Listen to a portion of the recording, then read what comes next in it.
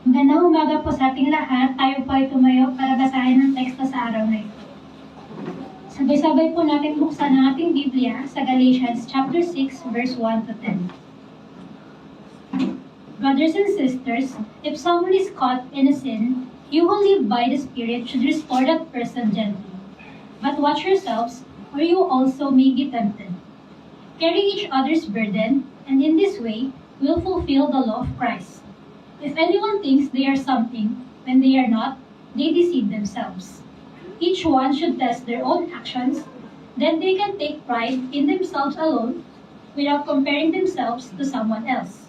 For each one should carry their own load. Nevertheless, the one who receives instruction in the world should share all good things with their instructor. Do not be deceived. God cannot be mocked.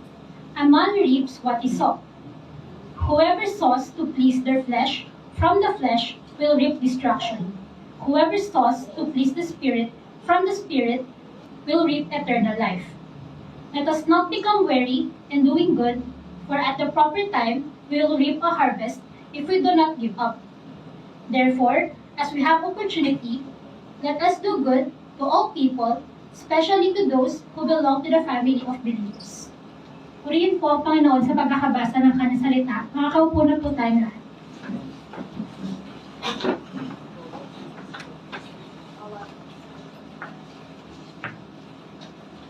Thank you very much, Sister Ella, sa scripture reading natin ngayong umaga.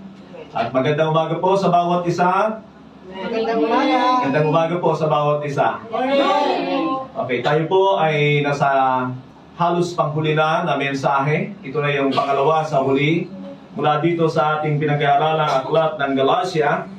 At naniniwala ako na nag-uumpisa na mag-wrap up yung sumulat nito kung ano yung mahalaga para sa buhay ng mga mananampalataya sa Galatia. Gayunpaman, mga kapatid, ay nakita na natin ang napakaraming aral na nakuha natin dito sa aklat na ito. At naniniwala ako na nalinawan tayo sa maraming bagay, lalo na tungkol sa pakikipagtipan ng Diyos sa atin. Na-expose ang mga error sa ating kapanahunan. Diyan natin makikita ang halaga nitong aklat ng Galatia. By the way, ang Galatia ay isa sa pinakamaagang sinulat ni Apostol Pablo. Kung titingnan ninyo, ito ay medyo malinaw pa sa aklat ng Galatia, nakikita. Doon pala sa ating introductory nito, yung una na itinuro ko sa online, ay pinakita ko sa pamamagitan ng mapa yung vision route ni Apostol Pablo kung paano ang mga iglesia doon sa Galatia ay naitanim o kaya ay nagkaroon ng mga iglesia doon. So, ang Galatians po actually is not a lot of people. It's a lot of churches. Maraming iglesia doon. Kaya tinawag itong Galatians. Pero nabanggit ni Apostol Pablo dyan na to the churches in Galatians sa chapter 1 verse 1. So tayo ngayon ay nandito na sa ating huling kabanata. At balikan ko muna yung ating natalakay sa nakaraan sapagkat yon ay kinukonekta natin dito sa ating patutunguhan. Pero sa ngayon ay isama rin ko na lamang po yung ating mga nakuha last week. At ang tema natin doon is how to live in the liberty of Jesus. And that is the life in the Spirit. Buhay sa Espiritu. Nawa po ay panoorin ninyo yung ating video sa YouTube. Ito ay napakaganda. At makikita nyo talaga ang kalalagayan ng mga iglesia sa ating kapanahunan. Alam niyo mga kapatid, we do not intend to become different. Ayaw natin na tayo ay naibang Kristiyano. Pero kung tayo naman ay magkokompromiso, nakita naman natin si Apostol Pablo na maging si Apostol Pedro ay pagagalitan niya kapag ka nawala talaga sa tamang aral. Malala niyo yung bagay na yon? Na kailangan niya pumunta doon sa Jerusalem para i-check ang kanyang mga itinuturo at nakita naman niya na ang itinuturo niya ay walang kaibahan sa mga apostol, nga lamang ay may mga naging Kristiyano na Hudyo na hindi talaga natuto dahil hindi sila malamang na upo sa paanan ng mga apostol. Yan ay makikita natin sa Gawa Kabanata 6 na maraming na-convert na mga Hudyong kalahi ng mga saserdote. Makikita natin yan sa chapter 15 din ng Aklat ng Gawa. That there were those who were convert dahil marahil sa kanilang kalalagayan bilang mga lahi ng mga saserdote o konektado sila sa mga saserdote ay hindi sila nakinig sa mga apostol. At yun ang danger. At sana po ay ganun din ang mga Kristiyano sa ating kapanahunan. We need to go back to the basics about the new covenant. Kung maalala ninyo, nung na-convert yung 3,000 doon sa Acts chapter 2, ay makikita natin na tinuruan ito ng mga apostol. And so, they call that the apostles' teaching or apostles' doctrine. Yan ay napakahalaga. Now, iisipin ninyo mga kapatid, na yung mga na-convert na una ay mga Hudyo. They know the Old Testament well. Alam nila yan, kabisado nila yan. At marami sa kanila ay talagang inuutusan na magmemorya ng Old Testament. Hindi yung mga pangalan ng libro doon, kundi yung laman. Ganyan katindi ang mga Hudyo. Pero dahil itong ating kinaroroonan sa ngayon, na New Covenant, ay talagang galing kay Kristo, meron din tayong mga aral na makukuha sa Old Testament. Tandaan nyo ito, hindi natin itinatakwil o itinatatwa o inaalis ang halaga ng Old Testament. Una, hindi natin maunawaan ng New Testament kapag hindi natin alam ang Old Testament. Pangalawa, ay sinasabi ng Biblia, ang all Scripture na nangangahulugan yan, una sa mga apostol, ay yung mga sinulat sa Old Testament. Ulitin ko yon. When the Bible says, during the days of the apostles, all Scripture is God-breathed, nangangahulugan yan na ang tinutukoy nila ay Old Testament sapagkat wala pang New Testament sa panahon ng mga apostol. And another thing, mga kapatid, na halaga nito ay may mga aral tayo na makuha sa pamumuhay ng mga nauna sa atin. Binabanggit yan halimbawa sa 1 Corinthians chapter 10 verse 6 to 16. Makikita diyan na ipinag-uutos ni Apostol Pablo na kailangan ay tingnan natin ang mga aral, and also in Romans 15:4. Romans 15:4, kinakailangan makita natin yung mga aral sa lumang tipan. Now, ang hindi natin pwedeng isama dito sa ating kalalagayan ay siyempre yung mga kasunduan ng Diyos sa Israel. Pag sinabing kasunduan, hindi lamang yung mga batas, kundi kasama na rin yung mga pangako ng Diyos. Sapagkat pagka ang Diyos ay nagre-require na sundin ang kanyang kautusan, ay nagbibigay din siya ng reward nang sa ganon ay maakit niya ang mga tao na sumunod. Ganon din naman sa ating kapanahunan, we have the laws of Christ and we have the promises in Christ. The greater promises, of course, that we have because they are eternal, na makikita natin sa buhay at pagtuturo ng mga apostol na minsan ay kailangan nating isakripisyo ang mga temporaryo para makamtan ang mga bagay na pang walang hanggan. Can you say amen? Amen. So lahat ng ito ay napakahalaga.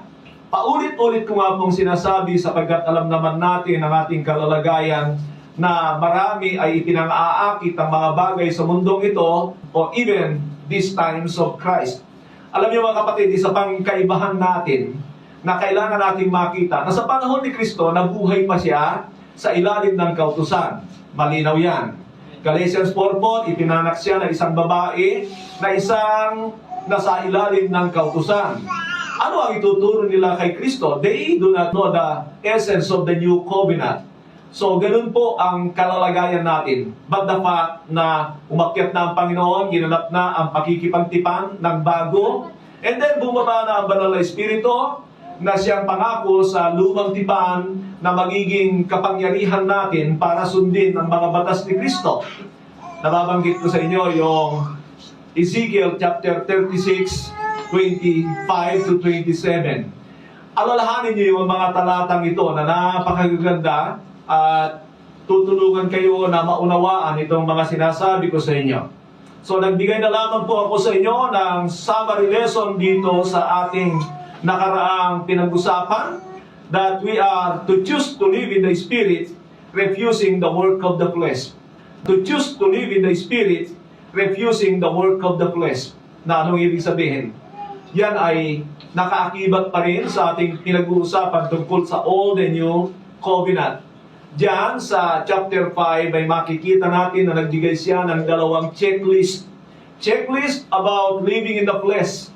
Sapagkat kahit tayo na mga na-born again, nagtataglay ng Espiritu ng Diyos, we can live in the work of the flesh. Malala niyo, sinabi ko sa inyo sa nakaraan, na hindi ka makakapabuhay sa buhay ng Espiritu kung wala kang Espiritu ng Diyos. Pero pwede kang mabuhay sa gawa ng laman kahit ikaw ay nagtataglay ng Espiritu ng Diyos. Say amen. Amen. Kaya nga pinapamili ni Apostol Pablo ang mga Kristiyano na choose to live in the Spirit rather than to gratify the works of the flesh. Yun ang katotohanan sa atin. Kaya naman maraming Kristiyano ay hindi talaga nag-overcome. Why? Possibly may mga dahilan. Hindi nila ginanap yung ipinag-uutos ng banal na kasulatan na put to death therefore whatever belongs to your earthly nature, and then yung live by the Spirit and do not gratify the works of the flesh. Mahalaga ang mga bagay na yan. Ipinapakita ko lang sa inyo na we can still live under the realm of the flesh even if we have the Spirit of God, if we choose not to obey the Holy Spirit. So dito sa ating binasa ngayong umaga, mapapansin nyo na parang nagra-wrap up na ang author sapagkat siyempre nandun na siya sa application ng kanyang mga sinabi. Say amen. Amen. Application na ito in a very simple way, and it is living in the Spirit. Yan po ang ibig niya sabihin dito. Now, alam niyo mga kapatid, gusto kong basahin sa inyo itong sinabi ng 2 Corinthians chapter 3 verse 17. 2 Corinthians chapter 3 verse 17. Now the Lord is the Spirit, and where the Spirit of the Lord is, there is freedom. Expected na tayo na born again, having the Spirit of God, should live in freedom. Ano ibig sabihin niyan? Na tayo ay malaya na sa kasalanan, hindi na tayo alipin ng kasalanan. Yun ang ibig niya sabihin. It doesn't talk about physical na alipin na katulad sa panahon ng mga Hudyo, na meron silang mga alipin, pero sa atin ngayon, pwede tayong maging alipin ng kasalanan, na ibig sabihin ay wala tayong kapangyarihan na sabihin ang hindi. Tumingin kayo sa akin dito. Ang isang alipin ay wala siyang karapatan sa kanyang sarili. Susunod siya sa kanyang amo kahit ito ay ikasasama ng kanyang buhay. Ang main concern niya ay ang kanyang amo. Can you say amen? Amen. Hindi ang kanyang sarili. Pero pagdating sa spiritual na bagay, kung tayo ay kontrolado ng kasalanan, then ang amo natin ay kasalanan. So yun ang sinusunod natin, ang gawa ng laman. Pero kung tayo ay talagang nagtataglay ng Espiritu ng Diyos, then we have the power of the Holy Spirit to overcome sinning. Naunawaan po ba ninyo itong mga ito? And thanks be to God sapagkat dito ay ina-assure tayo that where the Spirit of the Lord is, there is freedom. Mga kapatid, nawa hindi lamang tayo sumisigaw ng freedom, freedom, freedom. Merong kantang ganon. Malala ko, no, ako'y nagtuturo pa sa youth camp. Talagang gusto-gusto yan ng mga kabataan. Nagsasayawan sila, nagtatalunan, and they were shouting about the freedom in Christ, pero makikita mo, hindi naman sila nahahango sa kasalanan. That is a deception. Maraming mga Kristiyano ngayon ay pinapakinggan ang kanilang emosyon dahil hindi nila alam na ang freedom talaga ay galing sa katotohanan. Sabi ng Panginoon, you will know the truth and the truth will set you free. Amen? Amen. So even if we have the Holy Spirit of God, if we do not know the truth, mahirap dumating ang freedom. Kasi, sabi ko nga, na-born again tayo sa Espiritu, pero sa ating kaluluwa na nagtataglay ng ating intelligence ay mababago lang yan sa pamamagitan ng salita ng Diyos. Colossians 3:10, and Romans 12:2. Basahin niyo po itong mga sinasabi kong mga talata sa inyo para mapag-ugnay-ugnay ninyo itong aking mga sinasabi sa inyo, mga kapatid. So sa ngayon, ay pupunta na tayo dito sa ating binasa na chapter 6, verse 1 to 10. Ang tema natin ay practically living the spirit of the new covenant. Practically living the spirit of the new covenant. By the way, when we talk about freedom in Christ or freedom in the Holy Spirit, ay pareho lang yan na ang ibig sabihin, ikaw ay nasa new covenant. Sabi ng Proverbs 25:2, "It is the glory of God to conceal a matter." Ibig sabihin, ang Diyos ay nagtatago. Hindi lamang doon sa mga sinabi ng Deuteronomy 29:29 na sinabi na ang mga bagay na nakalantad ay para sa tao, subalit ang mga bagay na natatago ay sa Diyos. No, iba yon, iba ang ibig niya sabihin. Pero sa Proverbs 25:2 ay malinaw na nandiyan sila, pero kayang itago ng Panginoon ang kahulugan nito sa tao, lalo na kung hindi siya nagnanais na malaman ito. And we always say that God is a rewarder of those who diligently seek Him. And maalala ko rin yung John 14:21 na ang Panginoon ay nagnanais na ipahayag ang mga katotohanan sa atin o ang kanyang sarili sa atin. So that is the goodness of God, pero hindi nangangahulugan na wala tayong gagawin. Can you say amen? Amen. You need to persevere in your faith. Study the Word of God. Ipinag-uutos din yan na kailangan tayo ay mag-aral. Study to show thyself approved unto God, the workman who needed not to be ashamed and correctly handling the Word of truth. Grow in the grace and in the knowledge of the Lord Jesus Christ. Lahat ng yan ay nagsasabi na dapat tayong magsipaglago sa kaalaman. Amen? Amen. Mga kapatid, dito sa church na ito, masaktan na kayo. Pero dito, ayoko ng mangmang na Kristiyano sa salita ng Diyos natatanda dito sa church na ito. I'd rather wanted to lose you, rather to be in this church, and then you do not have the reason not to grow. Kung ikaw ay sinto-sinto, aaminin ko, pagtsatsagaan kita. Kung ikaw ay kulang sa edukasyon, manalangin ka, pagtsatsagaan kita kung hindi ka tinuturuan ng Panginoon.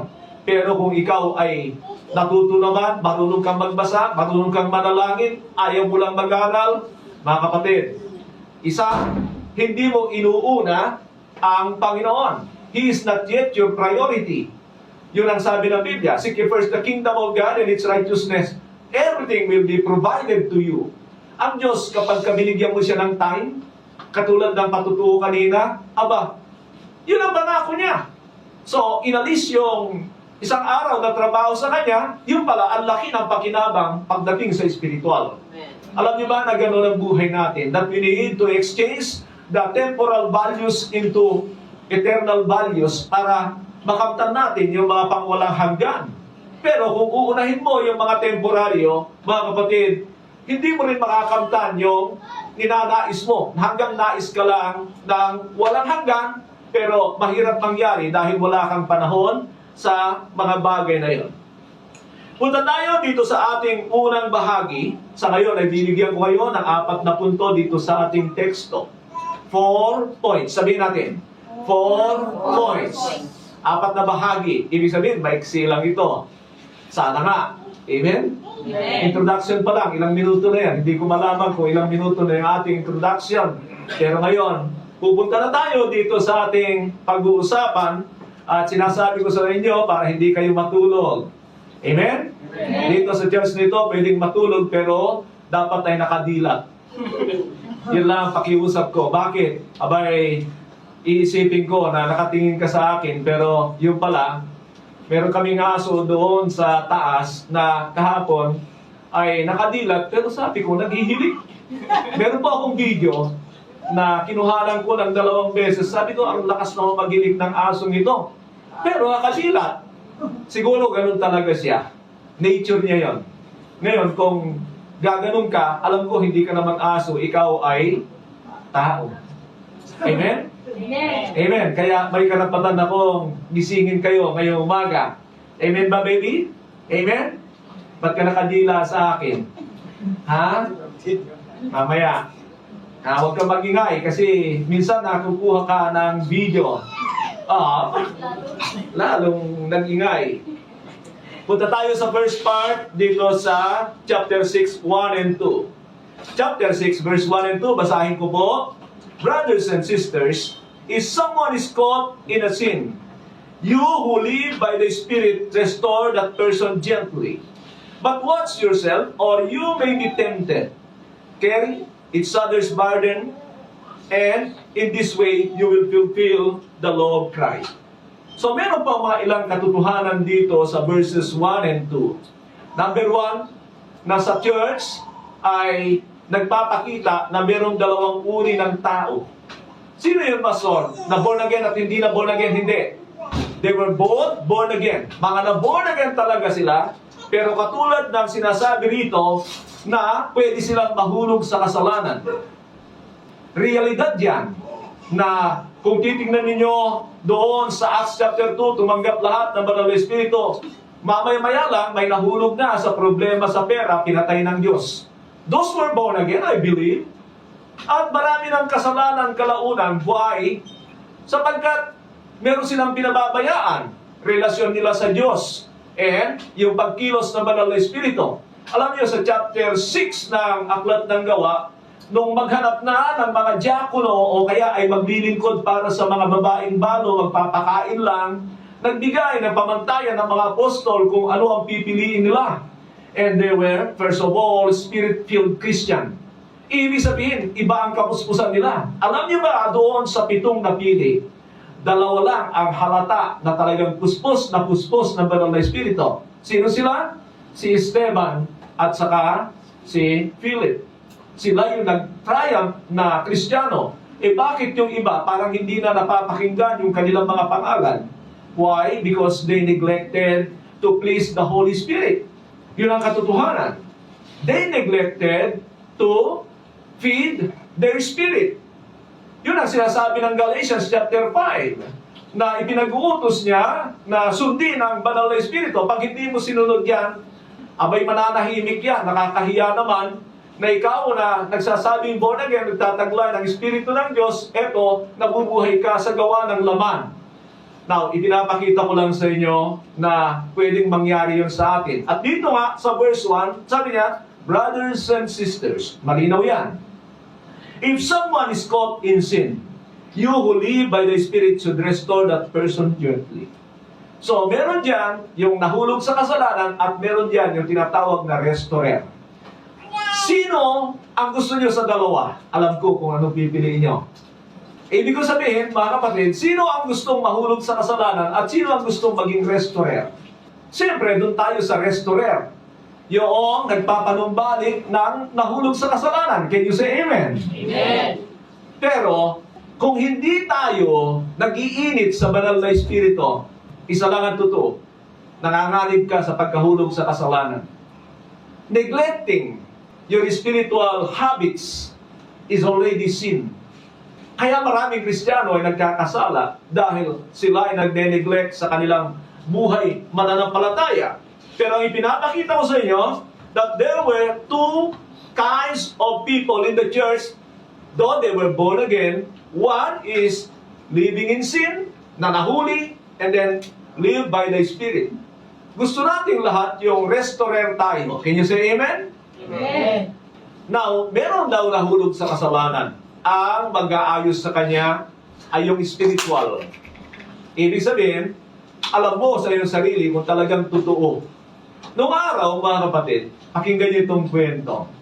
Noong araw, hindi pa ako fully new covenant, but I'm reading the Bible. And then, kapag dumarating yung punto na may mga nagpapatawag dahil may inaalihan ng diablo, ng demonyo, pakinggan niyo ito. Malala ko, ang dami niyan noong araw. Ewan ko, sa ngayon ay parang nakawala naman dito sa atin. Malala ko na gabing-gabi ay papatawag ako para ipag-pray daw yung inaalihan ng demonyo. Obvious talaga. Parang exorcism. Malala ko yung mga trabahador doon sa turbina na buong kumpanya, ang daming inalihan ng demonyo. And then ipapatawag ako. Dito ay may nangyari. Pinuntahan pa ako rito, nandun ako sa Muntinlupa, tumawag ang misis ko, di, uwi ka rito. Bakit? Sabi ko, meron dito naghahanap sa'yo, yung anak niya mukhang may kargada. Alam ko na. Kargada, meaning may laman na masamang espiritu. Umuwi ako, and then napalaya naman yon. Kalaunan, doon sa Muntinlupa, sabi ko, bakit kaya ganun? Noong araw, ang daming ganun. Parang wala na akong nababalitaan masyado ngayon na nagpapalayas ng mga demonyo. Of course, isa yan sa bahagi ng trabaho natin. Binabanggit yan doon sa Mark chapter 16-17. They will cast out demons. Now, mga kapatid, ito ang point ko dyan. Noong araw, because I do not know yet the fully essence of the new covenant, yung kabuuan ng new covenant. Sabi ko nga, but I was a Bible reader. Pagdating na may magtatawag sa akin, talagang naglalaan muna ako ng prayer, ng pagsisisi sa Panginoon. Kasi, yung kasalanan ay hindi mo pa ganun ka-overcome. Hindi naman masama yun, mga kapatid, na ikaw ay talagang humingi ng patawad sa Panginoon, baka babalikan ka ng demonyo, alam ko naman yun. And so I need to pray a lot, I need to cry out to the Lord, and then, pag nandun na yung peace, saka ka na pupunta doon sa may inaalihan ng demonyo to cast out the demons. Mga kapatid, before you can restore anyone who fall into sin, kailangan spiritual ka, sabi rito. There is a danger na kapag ka hindi ka ganon, ay baka mahulog ka sa kasalanan. Pero kahit pa ikaw ay spiritual, pinag-iingat ka pa rin because at the point na ikaw ay kinasangkapan ng Diyos sa mga ganong tao, ikaw ay magiging target ni Satanas. Pero sasabihin ko lang pagiging Kristiyano mo pa lang, target ka na ni Satanas. Magpunta ka lang sa church, target ka na ni Satanas, lalo na kung totoong church. Hindi ka problema ni Satanas kung pupunta ka sa iglesia na ang target sa iyo ay pera. Target ka ni Satanas pag naghahanap ka na ng katotohanan. Sabihin niyo sa katabi niyo, hala ka. Parang walang nakaibig ka. Sasabihin ko sa inyo, you will become an object for Satan. Tatargetin ka talaga ni Satanas. Kaya kayo, magpakatatag kayo.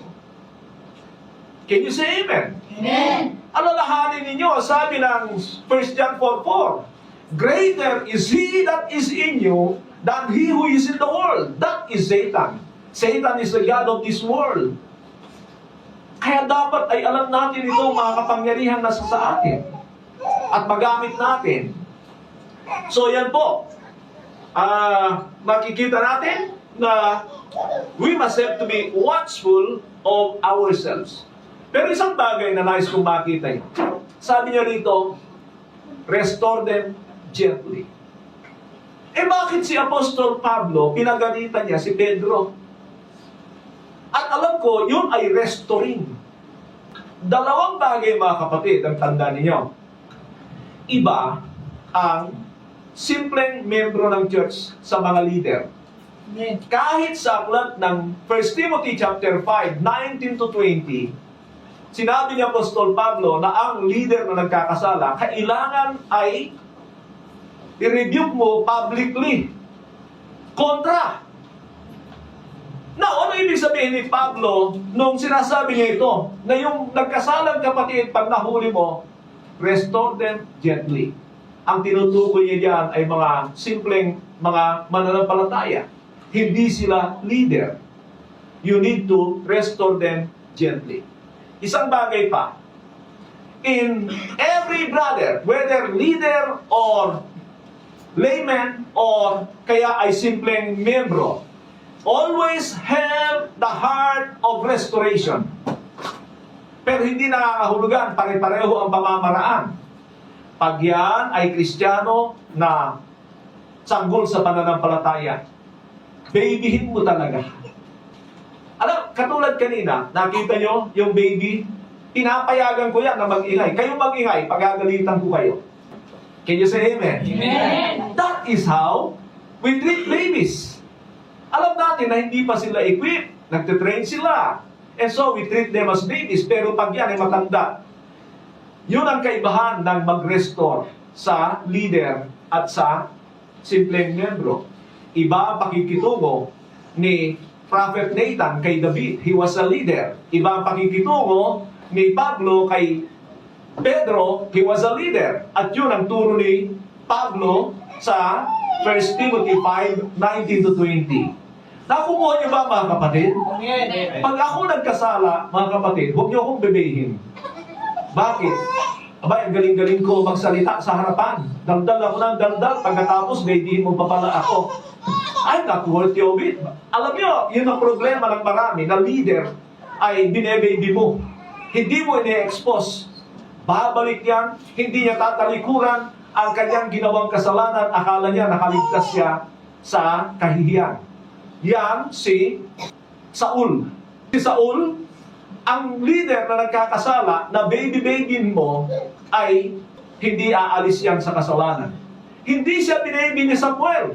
Nirebuke siya ni Samuel. Alam ni Samuel ang gagawin ng Panginoon sa ganung mga leader. Now, sana makita nyo sa inyong isipan ang sinasabi ko, mga kapatid, na si Saul, ang hanap doon ay matanggal sa kahihiyan sa tao. Hindi ginawa ni Samuel, pero hindi nagbago si Saul. Anong nangyari sa kanya? Siya'y nawala. So, pakatandaan niyo ito, dalawang klase ng tao at ang tinutukoy ni Pablo rito ay yung baby Christians o kaya mga ordinaryong tao, pero pagdating sa leader, maging maingat kayo. Dahil iba ang treatment. Isa pa, mga kapatid, always think about restoration. It's like the Lord Jesus Christ. Malala niyo yung babaeng nahuli sa pangangalo niya? Nangangalo niya talaga yon. Yung iba, yung mga Pariseo, they want him to be dead. Ang Panginoon, sabi niya, sino man sa inyo ang hindi nagkasala, batuhin siya. Eh lahat pala nagkakasala. That's the point. Pero makita niyo ang Panginoon, restoration lagi. Restoring a member na baby, be gentle, sabi ng Biblia. Pero restoring a leader, sometimes you need to have a wisdom. Can you say amen? Amen. Kailangan magkaroon ka ng wisdom. Kaya, yun ang kailangan matutunan natin dito. And then sabi pa niya, sa verse 2, carry each other's burden, and on this way, you will fulfill the law of Christ. Parang kung may kabigatan ng kapatid natin, ay nandun din sa atin. Mga kapatid, meron lang kakontra ito sa verse 5 mamaya. Alam niyo kung ano yun nasa verse 5? Malala ko na ganito ang sabi ng verse 5. For each one should carry their own load. Parang magkakontra. Mamaya explain ko doon. Pero makita nyo na halimbawa sa church ay merong masaya, magsaya rin kayo kasama nila. Yan ang sinabi. Merong malungkot, malungkot din kayong kasama nila. Now, mga kapatid, pero ang ibig na sabihin dito, carry each other's burden, and in this way, you will fulfill the law of Christ. Ibig sabihin, itong mga may pasanin talaga, na alam mo may pasanin, sapagkat marami sa ating kapanahunan, nagsasamantala. Can you say amen? Amen. Hindi ko alam kung na-share ko yung video ng isang pastor na naghahanap ng tulong para sa mga tao doon sa Mindanao na sinalanta ng lindol. Nakita ba ninyo? Hindi ko na tinignan. Pero nakita ko na meron naman mga cellphone doon na yung sino man gustong tumulong, pwede nilang idiretso. I don't want to own or touch any money na papunta roon. Meron ng mga cellphone doon, meron ng mga GCash na inilagay, bahala na sila doon. But they needed the help. Now, ang point ko dyan ay, yun naman kasi nakita talaga natin na nasalanta sila. Wala silang kakayanan ngayon. Kailangan talaga nila ng tulong. So, carry each other's burden. If we have a Christian there, and mga kapatiran natin ay dapat silang tulungan. Again, itong ating pinag-uusapan sa ngayon is life in the new covenant at practical way of living in the Spirit. Punta tayo sa verses 3 to 5. Verses 3 to 5. Sabi niya, if anyone thinks they are something, when they are not, they deceive themselves. Each one should test their own actions. Then they can take pride in themselves alone without comparing themselves to someone else. For each one should carry their own load. Una, makikita natin dyan na it seems like avoiding deception. Ang nakikita ko rito by context, mga kapatid, huwag kang umasta na masyadong spiritual kung hindi ka talaga spiritual. Because yun ang unang sinasabi ni Pablo sa kanila. No pretensions. Ibig sabihin, maintain humility and personal accountability. Yun ang punto natin. Maintain humility and personal accountability. Mga kapatid, if I ask you this question, tumingin kayo rito. How do you see yourself? How do you think of yourself? Nakuha niyo yung tanong ko? Ano nakikita mo sa iyong sarili? Ano sa palagay mo sa sarili mo? I mean, do you think you are somebody? Sa aklat ng Korinto, ay meron talagang mga tinatawag na nasa medyo mataas na nakalalagayan. Pero, karamihan diyan ay mga simpleng tao. At what do I mean, mga kapatid? Diyan ay kailangan tayong mag-evaluate na how do we see ourselves, how do we think of ourselves, kailangan alam natin. Now, tayo ay may pusong mandaraya na only the Spirit of God can change. Nakukuha niyo ba itong ibig sabihin? We have a deceitful heart. Jeremiah 17:9. Na kung hindi tayo mag-iingat, ang evaluation natin sa ating sarili, we are better than others. Sa bagay na yan, magiging parang pariseo tayo. Hindi ko sinasabi, o hindi sinasabi ni Pablo na wala. It can be on spiritual matters. It can be on position dito sa mundong ito. Hindi ko alam kung ano ibig sabihin ni Pablo rito na sinasabi niya na if anyone thinks they are something when they are not, ibig sabihin, mali ang assessment mo sa iyong sarili. Pero nais ko lang kayong unang babalaan na ang Panginoon never think highly about Himself. Babala yun sa atin. So, how do we see, how do we think of ourselves is very important. Now, hindi naman sinasabi ng Pablo na wala naman kayo talaga eh. No. Ang sinasabi niya, if you think highly about yourself, very dangerous. Pag mali ang assessment mo sa sarili mo, at pinag-iingat ko nga kayo na tayo ay may pusong mandaraya. Lalo na kung hindi ang pinaghaharian ng Panginoon.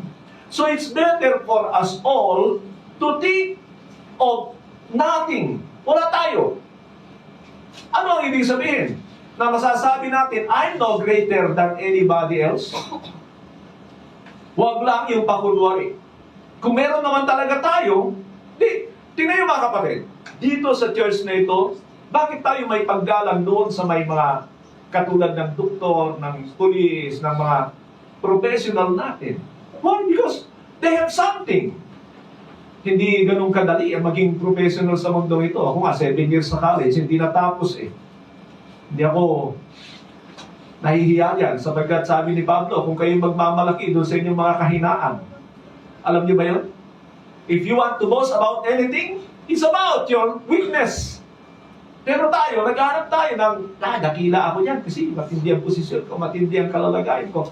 But the safest way, mga kapatid, is to think of ourselves that we are nothing. Now, tingnan niyo ito, mga kapatid. Kung gusto niyong isipin na kayo ay somebody, tingnan niyo yung natapos niyo. Para mapalinaw ko sa inyo, ganito. Sa klase, isang klase, one day, nagkaroon ng exam. 100 items na exam. And then, pagkatapos ng exam, nag-check ng papers, sabi ng teacher o ng professor, tinawag niya yung isa. Ngayon ay Tatawagin ko po. Una-una, tatawagin ko si Isaac. Sabi niya, Isaac! Tumayo si Isaac. Sabi niya, eto, si Isaac ay nakakuha ng 99% sa exam. Anong tingin niyo? Palakpak sila. Lahat. Si Isaac ay tumayo, pumunta sa harapan. Ganon. Pagkatapos ay naupo. Tumingin-tingin pa sa mga kaklase niya nung papunta sa upuan. Pag-upo niya, sabi niya, by the way, si Isaac lang po ang hindi naka-perfect. Lahat ay perfect. Tingnan niyo, yun ay napakagandang example sa atin that you should not boast about anything. At ang sabi ng Biblia, meron tayong standard. Sino? Hindi si pastor, hindi si Sister Melanie, hindi kahit sino, it is Jesus.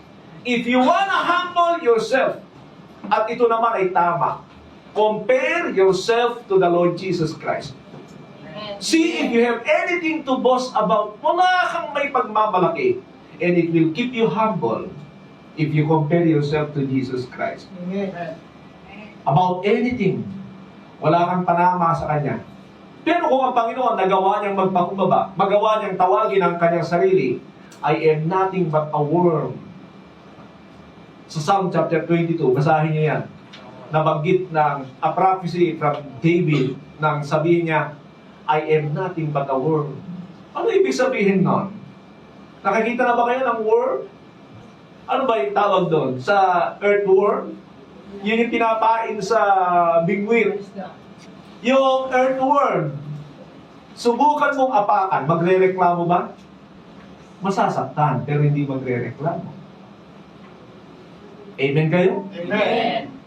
Subukan mo yung ahas, apakan mo. Ha? Anong gagawin? Tutuklawin ka. Bakit? Ahas yun eh. Pero bakit ikinumpara ng Panginoon ang kanyang sarili sa worm? I am nothing but a worm. Basahin niyo po yan ha. I think, kung hindi ako nagkakamali, verse 5. Nang sabihin ng propeta, chinecheck na rin lang ng mga kapatiran, tignan ko na rin kasi baka mali at makita na rin natin, pero ako'y naniniwala, chapter 22, it was a word from David, but it's a prophecy regarding the Lord Jesus Christ. Na sabi niya, verse 6 pala, sabi niya, but I am a worm and not a man. Pero nagsasalita. Pero makikita niyo, ikinukumpara lang niya ang kanyang sarili sa worm. Is gone by men and despised by the people. Meaning, hindi gumanti ang Panginoon because He didn't think highly of Himself. Then sinabi niya rito ngayon, each one should test their action, then they can take pride of themselves. Kung nakikita mo naman na okay, then you can take pride. Sa'yo lang, sarili mo lang. Ano, pag nagkakaroon ka ng pride sa iyo sarili, ano nakikita mo? It is the work of God. So, ang glory ay sa Diyos. Thank you, Lord, ka talaga. Yan. Now, sabi niya sa verse 5, for each one should carry their own load. Di ba sabi ko sa inyo kanina, parang magkakontra, no? Pero hindi, mga kapatid. Ano ibig sabihin ni Pablo rito? Na ibig sabihin, huwag tayong umasa. Kung meron naman tayong kakayanan, huwag tayong magsamantala. Kung meron kang problema, do your best. Kasi minsan, di naman alam ng mga kapatiran kung anong problema mo. Can you say amen? Amen. And it's time for you to carry your own load. Pero, pag nakita ka ng mga kapatiran na pag nakakita kayo na may mga pangangailangan talaga at kailangan niya talaga ng tulong, then it's time for us to carry each other's burden. Yan po ang ating pangalawa. Ulitin ko yung ating pamagat dyan. Maintain humility and personal accountability. Maintain humility and personal accountability. Punta tayo sa ating third part. Third part is chapter 6 verses 6 to 8. Chapter 6 verses 6 to 8. Sabi niya, nevertheless, the one who receives instruction in the word should share all good things with their instructor. Do not be deceived. God cannot be mocked. A man reaps what he sows. Whoever sows to please their flesh, from the flesh will reap destruction. Whoever sows to please the Spirit, from the Spirit will reap eternal life. Ang una-una ko nakikita dito mga kapatid, ay mukhang sa Galacia ay medyo napabayaan ang mga leader nila. Yun ang nakikita ko. And so, Paul had to give an attention to that. Na sabi niya, nevertheless, the one who receives instruction, sino ito? The members of the church, should share all good things in their instructor. Unang-una, alam natin na mga naunang Kristiyano, it's not always about money. Meron silang mga ani. Hindi katulad sa ating kapanahonan, do pwede namang ipalit yon. Pero ang isang bagay na kailangan ng mga Kristiyano na maunawaan, nandiyan pa ba kayo? Pakinggan niyo maigi ito. Hindi ako masyadong nangangaral tungkol sa pera, pero kasalanan ko rin naman kung hindi ko kayo turuan ng katotohanan. Can you say amen? Amen. And dito, straight to the point na sinasabi ni Apostol Pablo, nevertheless, the one who receives instruction in the word should share all good things with their instructor. Tanong ko kayo, ako ba'y nagtuturo sa inyo? Amen. Do I preach to you? Amen. Sabi ko nga, mga kapatid, kung kayo nasa Bible school, 3 videos a week. Pagkatapos, pag Sunday, iba pa. Ako ay nagpupursige na makapagturo because I know my responsibility sa mga Kristiyano. Hindi lamang sa inyo. Meron tayong mga kasamang churches na meron tayong church na pinangungunahan ng isang babae, but he doesn't preach. Ang ginagawa niya ay ginagamit niya itong mga videos natin. To hindi ko siya pinipigilan na mangaral, pero sabi niya mas gusto niya na nagpa-facilitate na lang siya. And there was another one, yung mga lalaki ay ayaw magsipagtayo. Sabi ko, kung ayaw ng lalaki, anong gagawin ng babae? Just like the days of Deborah, na ang mga babae ay kailangan tumayo kasi walang lalaki na tatayo. E ano naman ang sabi ng New Testament tungkol sa mga babae? Sinabi niya, in the last days, I will pour out my spirit on the men. Hindi. I will pour out my spirit on all people. Both men and women. Men and women. Mga kapatid, pag ang babae may espiritu ng Diyos at walang lalaki na gustong maguna, anong gagawin mo? Maganda sana kung may lalaki, sapagat yan ay lalaki, pero kung walang gustong tumayo, the Bible allows women to teach. Tulad kanina, may nagpapatutuo, babae siya, hindi ba siya kailangan magturo? Kailangan niya magturo kasi may alam siya at kasalanan niya kapag hindi niya i-share yung katotohanan na sa kanya. That's what I mean, mga kapatid. Mahalaga na alam natin ito. But the point dito ay we must share to those who give instruction from the Word. Now, tingnan niyo ito, mga kapatid. Kung ako ay magtatrabaho, I can still work. Sasabihin ko sa inyo, bagamat hindi na katulad nung araw, pagka-physical ang trabaho, ay hindi ko na halos kaya. Pero nakakapagtrabaho pa rin ako. Ang punto ko rito, kung ako'y magtatrabaho, makakagawa kaya ako ng 4 na video sa loob ng 1 linggo? I tell you. Sa ngayon ay gumagawa ako ng Bible survey. At nakakatatlong video ako a week. At dito ang misis ko, I must have to get up not later than 5. Minsan, alas 3, kailangan ko lang gumising. Mag-aaral ako, mag-outline ako. And then, pag natapos ko ito, mag-video ako. And then, pagkatapos ng video, mag-i-edit ako.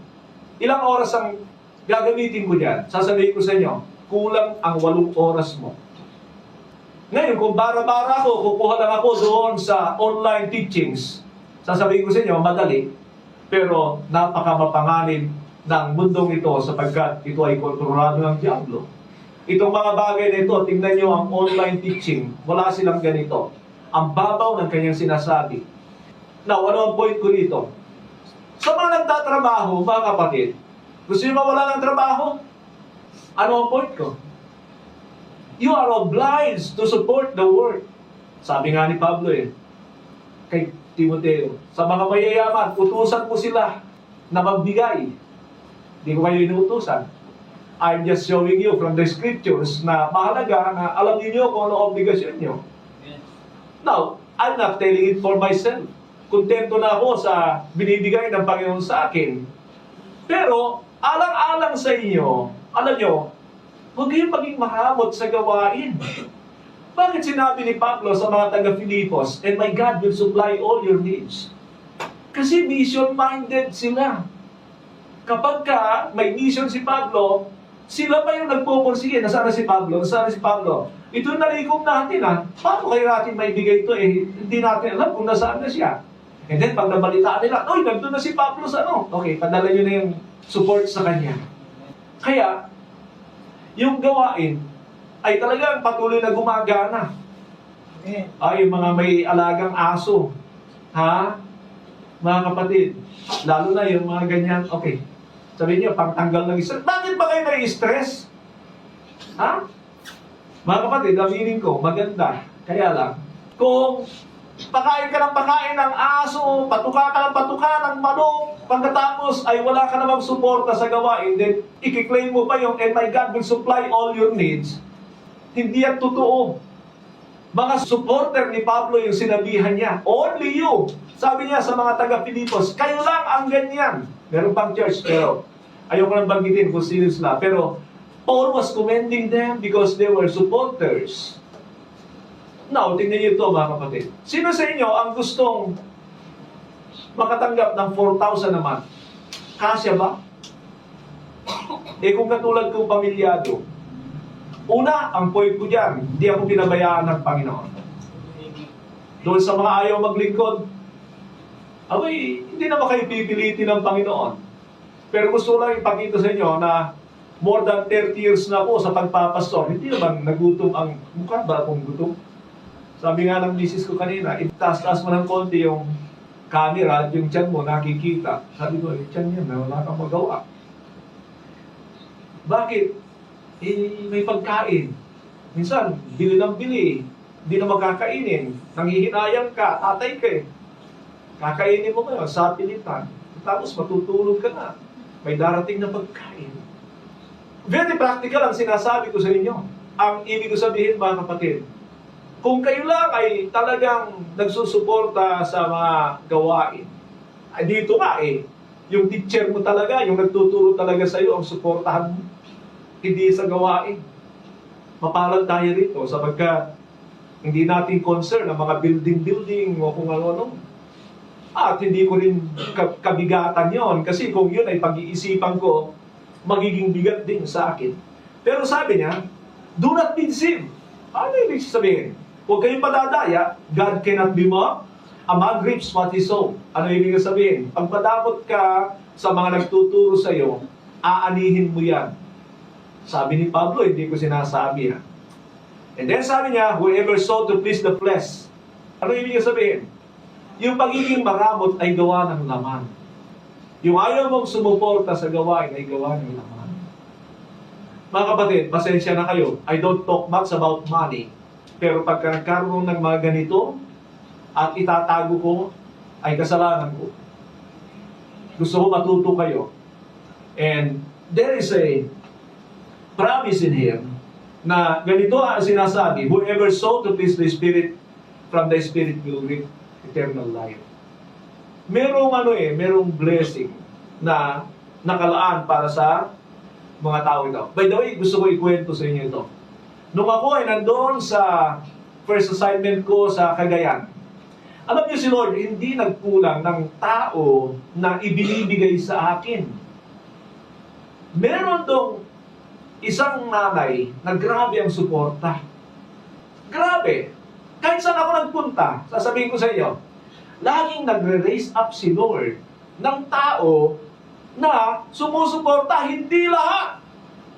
Parang mga churches din na sabi ni Pablo, kayo lang ang gumagawa sa akin ito. Nung nagpunta ako sa Muntinlupa, meron diyan talagang grabe. Nung nagpunta ako doon sa Laguna, meron ulit na binigay si Lord. Meron pa rin kapatiran na nasa Amerika, every time now and then, ay nagpapadala. Dito, ayaw ko na sabihin. Pero gusto ko makita niyo ang katotohanan. Lahat ng mga nakita ko, tumingin kayo sa akin mga kapatid.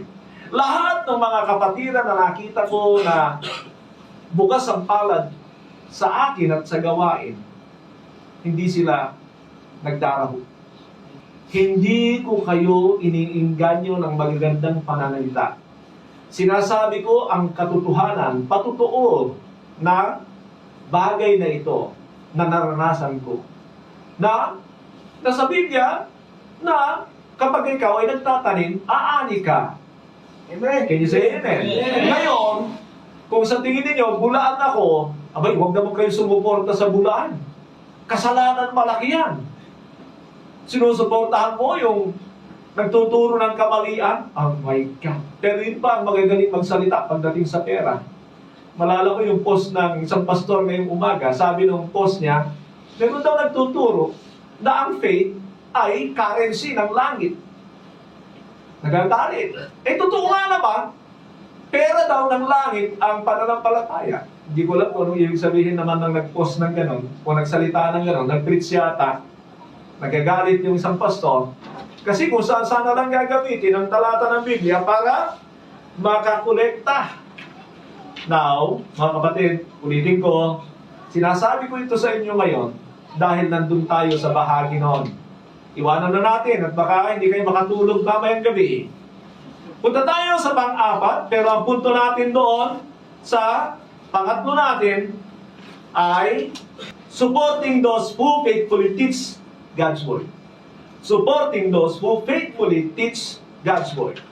Ang ating pang-apat, basahin ko muna sa inyo verse 9 and 10. Let us not become weary of doing good, for at the proper time we will reap a harvest if we do not give up. Therefore, as we have opportunity, let us do good to all people, especially to those who belong to the family of believers. Dito ay makikita natin na ang ginagawa natin ay dapat ay ma-maintain natin. Sabi niya, huwag tayong mapagod na gumawa ng kabutihan sapagkat mag-aani tayo. Sino rito naniniwala na mag-aani tayo pagdating ng araw? Amen. Sino naman ang naniniwala na malapit na tayo? Amen. Sino rito ang naniniwala sa sinabi ng Panginoon, huwag kayong mag-impok ng kayamanan ng sa sanlibutan, sa mundong ito. Amen. Mag-impok kayo ng kayamanan sa langit. Kung ikaw ay pupunta sa langit, meron ka bang? Baka ito yung ginamit ng pastor. Meron ka bang ipon doon? Alam nyo, hindi naman instant na meron ka doon na wala ka namang. Sabi niya, mag-impok kayo ng kayamanan sa langit. Ayan, tinuloy ko lang yung sinasabi ni Apostol Pablo. Ayoko na sana pag-usapan ito. Pero, nangangako siya na may pag-aani. Hindi tayo tanim ng tanim, hindi tayo gawa ng gawa, hindi tayo hanggang walang hanggan ay ganito lang. Unang-una, katulad ngayon, maraming sinalanta ng kung ano-ano ang mundong ito. Nasaan ang kanilang mga kayamanan? Dalawa lang yan, mga kapatid. Sinong gustong siya laging tinutulungan? Ayoko na. Mas gusto kong tumulong. Pero, kung ayaw mo, maging bukas ang kamay mo, sasabihin ko sa iyo, sarado rin ang kamay ng Diyos sa iyo. Yun ang point niya. Sabi niya, therefore, as we have opportunity, let us do good to all people, especially to those who belong to the family of God. Una-una, talagang ang concern ni Pablo ay una sa iglesia. If we see someone na nangangailangan, then help them. And makikita naman natin na ang katotohanan ng sinabi ni Pablo sa mga taga-Korinto na ang Diyos ang nagbibigay ng binhi. The more na nagtatanim ka, the more na darating yung binhi sa iyo, sapagkat yun ang sinasabi. Read that in 2 Corinthians chapter 9, verses 8 to 12, makikita nyo ang Diyos ay hindi nakakalimot sa mga patuloy na gumagawa ng pagtulong. So ang point natin dito is, persevere in doing good, for we will reap in due time. Persevere in doing good, for we will reap in due time.